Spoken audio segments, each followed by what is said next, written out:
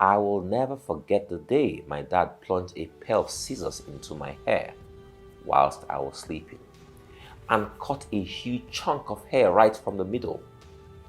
The backstory to this was that he had warned me several times not to let the barber cut any punk style for me.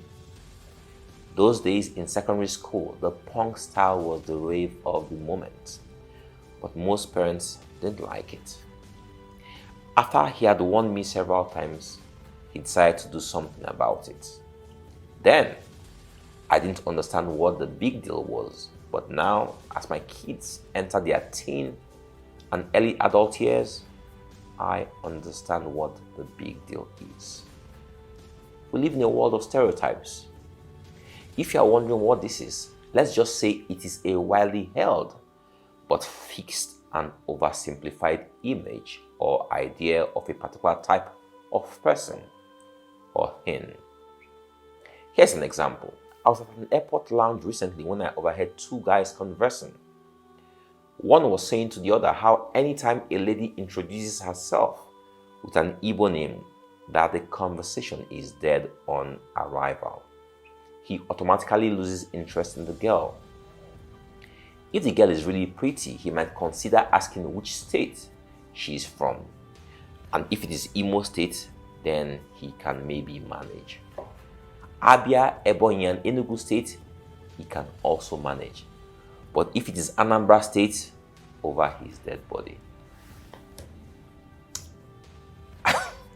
I almost burst out in laughter, but I had to contain myself. He went on to say that Anambra girls like money too much. God forbid, he stated. He then said that before they even smile for you, they have to see bank alerts, and ended by saying, Anambra Girls Na Wa. Can you beat this? This man has ruled out a whole category of women just because of their state of origin. This reminded me of the time when someone from Ogwashiku in Delta State proposed to my older sister. And the next thing I was hearing side comments and jokes from people that Ogwashiku people steal goats.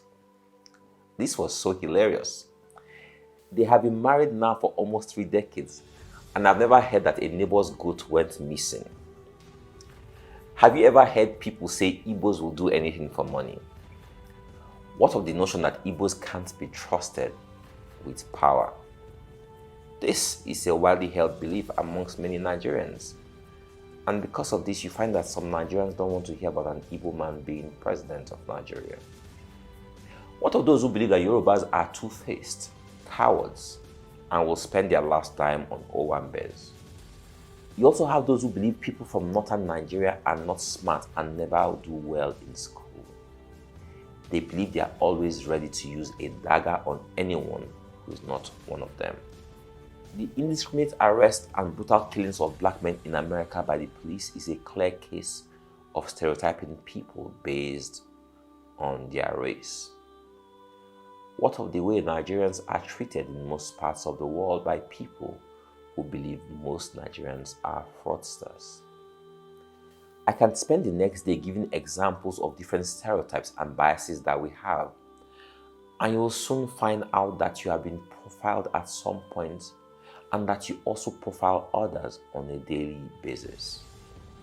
And God said, "Let us make man in our image, after our likeness, and let them have dominion over the fish of the sea, and over the fowl of the air, and over the cattle, and over all the earth, and over every creeping thing that creepeth upon the earth." So God created man in his own image. In the image of God created he him. Male and female created he them. And God blessed them. And God said unto them, "Be fruitful and multiply, and replenish the earth and subdue it, and have dominion over the fish of the sea, and over the fowl of the air, and over every living thing that moveth upon the earth." Earlier, I said that I now understand what the big deal is. I now know why my dad didn't want me carrying the punk hairstyle. As parents, we know the biases and stereotypes inherent in us and others.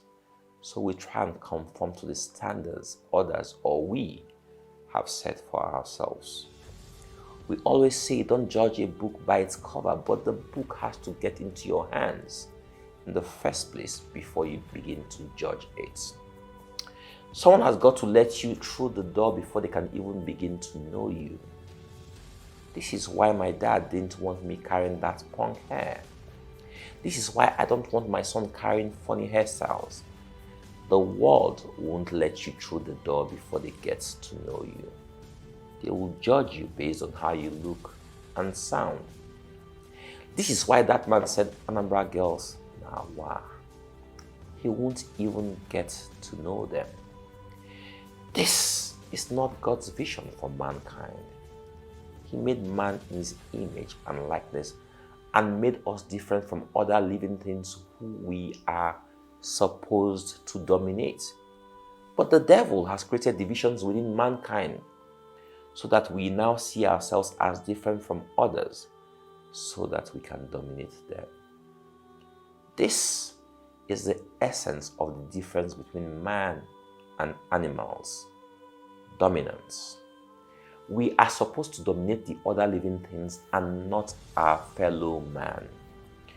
God created us the same. Anambra girl, Abia girl, Hausa girl, American girl, all are created the same by God. Punk hairstyle, bishop haircut, cowboy haircut, any and all haircuts don't determine the man. God alone determines man, and he made all men in his image and likeness. Slave and freeborn are made in his image and likeness. Stop trying to dominate people with your biases and stereotypes. You are not better than the next man. You were created the same way. You were birthed through a womb like the next person. What makes you better or different? Poor and rich are made in his image and likeness. Christian and Muslim are made in his image and likeness. Stop trying to dominate others with your stereotypes. There are 7 things that God hates: haughty eyes, a lying tongue, hands that kill the innocent, a heart that plots evil, feet that race to do wrong, a false witness who pours out lies, and a person who sows discord in a family. All these things derive from stereotypes and biases.